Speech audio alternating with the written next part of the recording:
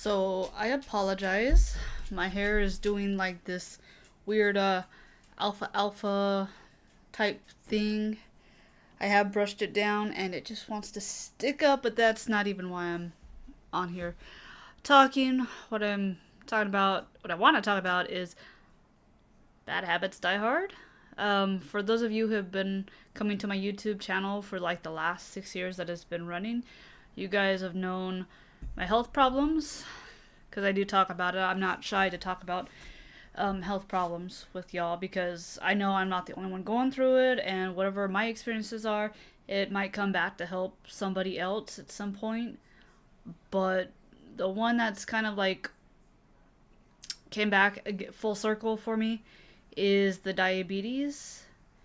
For those of you who are aware, you know what I've gone through. For those of you who are new to my channel and haven't gone back and watched any of my other videos, which I hope you have not because they're probably super cringe. And yeah, I like just did my neck. Oh, I do that a lot. Like pulled a kink, did a kink, or I don't know, pulled a muscle. I don't. It hurt. Anyways, but the diabetes about 2 years ago. Well, let's start 3 years ago. Never really went to the doctors or anything. Ended up at the hospital. Not for diabetes, for a different reason. Another reason that's also come back full circle. But anyways, from there being hospitalized, having to have a big major surgery, I started going to the doctor. Mind you, I was like 32, 35 now, yeah, 32. Um, Between 18, from the time I turned 18 and no longer had health insurance, up until the age of 32, I never saw a doctor. I never went and saw a doctor, never kept up with my health. Couldn't afford anything to do with my teeth. As you know, the bottom row of my teeth are messed up, and I want to take care of those. But yeah, up until like 3 years ago, I did not really take care of my health because I could not afford it. Welfare, yeah, I did have like the health insurance through food stamps because I was off and on food stamps throughout all those years. You know, get a job, then you lose the job, then you need help with food, so you go on the food stamps, and it's just like this back and forth thing, right? The last like I want to say the 4 years, I've actually been pretty steady with jobs and not really needing food stamps. But with the food stamps comes the medical, the health insurance, and through that, I was able to, take care of some of the stuff that I can, which I am thankful for the people everyone who pays taxes and people who actually use the system how it's supposed to be utilized. Well, thank you. It's appreciated. But yeah, 2 years ago, I went found a new doctor that I liked because I'd had issues with the previous one, and when I went in with this doctor, well, I mean, she's not even a doctor; she's an FNP, but still, I like her. She's who I see. Um, and I went in with the mindset of I'm at the age that my mom went from the gastro. I'm just gonna butcher. It's the diabetes that you get when you're pregnant.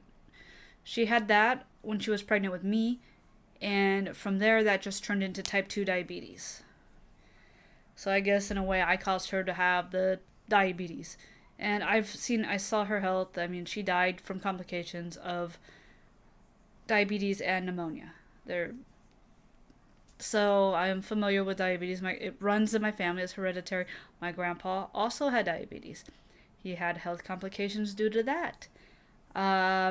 He did not die due to complications due to diabetes, but it probably was a contributing factor because he went through several different diets, and one of them was an extremely high protein, high cholesterol, high fat type of diet, and he essentially died of a heart attack. So, in a way, it kind of did contribute, but I'm aware it runs in my family. I know about it, familiar with it.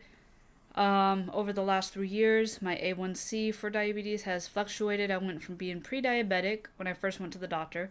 She told me I was pre diabetic, and I was like, okay, I'm just going to go on this diet. I know what I need to do. I got to cut out the sugar. I got to cut out all the fast food. I got to do this.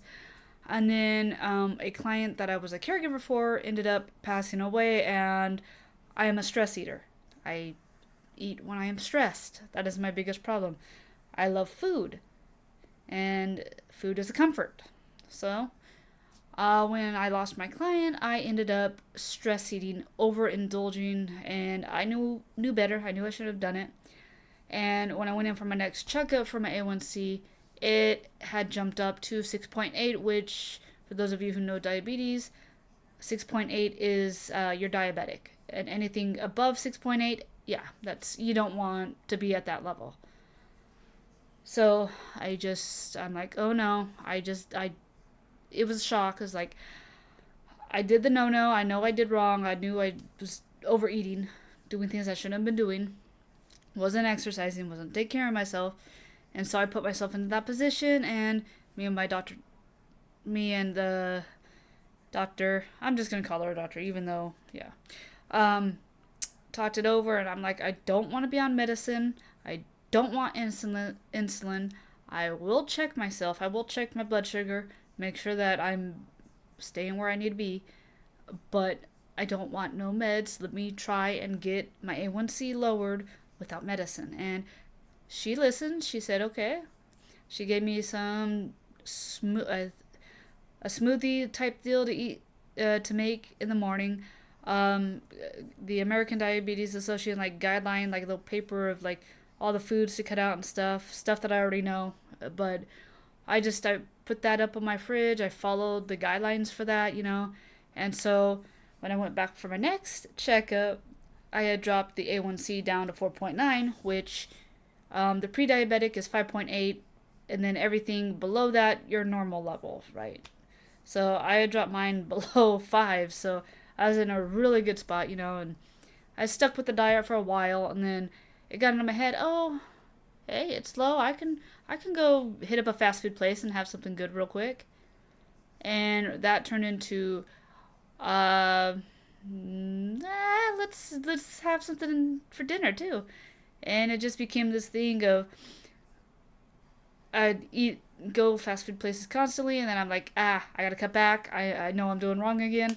And so I did cut back. I'm like, I'm just gonna do it around the time I get my checks or whatever. I'll treat myself for being good, for not going out fast food. But getting my results today, I'm now back to being pre-diabetic, and it's like I just need to cut out the fast food completely. I am going to the gym. I'm going about 3 times a week. I'm just trying to like stay healthy because I don't want to be diabetic.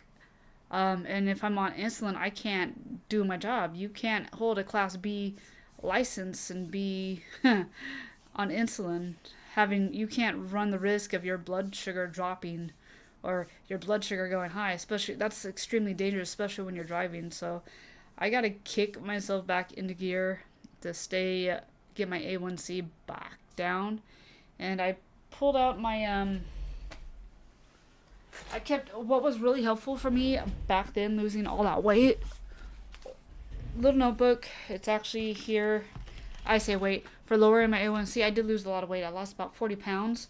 But I kept a food journal, which was really helpful, and I kept it up until the point that I got the A1C down to 4.9. She said, you reversed everything. You don't need to like really track your food that you're eating and everything. But now, I think for me personally, it would just be good just to constantly monitor my food, what I'm eating, when I eat, the same way how I would check my blood sugar. So that's what I'm going to be doing. And it's just I've been going online to different sites to find low carb recipes. I mainly stuck to a low carb keto type diet, which is pretty good. It was that and a mix between Mediterranean and Indian. Those are like the most two healthiest like types, or I say three. I should say three. Low carb, but Indian and or Mediterranean food in general is just like one of the most healthiest lifestyle eating that you can do. Obviously, I'm gonna have to stay away from any type of bread, just no bread at all, low carbs. But that's what's up with me, and I am highly disappointed in myself for getting back to where I didn't want to be. But I'm just going to work my butt off to get it down again. I know I can do it. I've done it before. And I'm going to keep it down. I'll give like little updates and shorts. I won't do like a little 10-minute video like this has been. But if you've had a health struggle like this, like fighting with diabetes, whether it's type 1 or type 2, I mean, for those of you, I mean, there is a difference between type 1 and type 2. Type 1 is juvenile. It usually comes on when you're a child. Type 2 is mainly when you're an adult and it comes on. There's more differences between it, but that's just like simple layman's. If you want to go research diabetes overall in general, go for it. Do it. I highly recommend you do it because you never know. I'm always on the lookout for people who might be having like low blood sugar or stuff. I've always kept like orange juice or something that can raise blood sugar on a quick notice, and that's just me stemming back from when my mom would go into very low blood sugar episodes because when you don't take care of yourself, you get those highs, or you have sugar or something, your blood sugar it goes high, and what goes up comes down, and you don't want to go super high and you don't want to go like low either. Low, you can go into a coma and die. So it's just one of those things. For me personally, I just keep orange juice or something on me in case anyone around me ever goes into having low blood sugar and they need that quick little boost. But yeah, that's it for now. Thank you for listening to my little health rant. Let me know down in the comments down below. Let's keep the conversation going. I don't even know what you want to let me know, but let me know. Anyways, I'm Blitz. Thank you for listening.